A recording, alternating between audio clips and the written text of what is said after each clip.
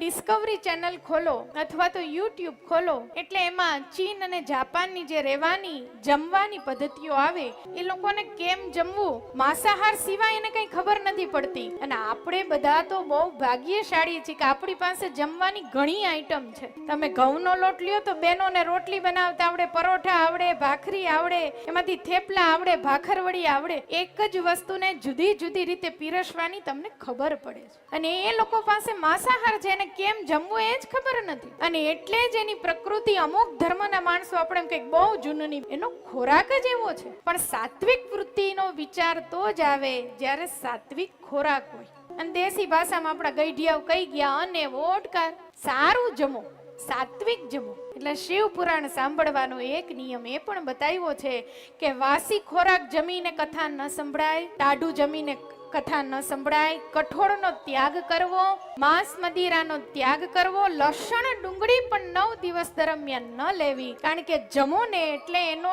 એક પ્રકારનો એ જે જયમાં છો એનો એવો ભાવ જાગે. અડદની દાળ છે, મૂળો છે, કંદમૂળ છે, વાસી ખોરાક છે, એ બધાનો એક માદકતા ચડે. એટલે તમને લાખ અહીંયા કહેવામાં આવે કે શાંતિથી બેસાય, વૈરાગની વાત કરીએ, પણ ઓલા લસણ ડુંગળી અંદરથી ઠેકડા મારે, ઈ તમને સાંભળવા દે નહીં. એટલે સાત્વિક ખોરાકની વાત છે.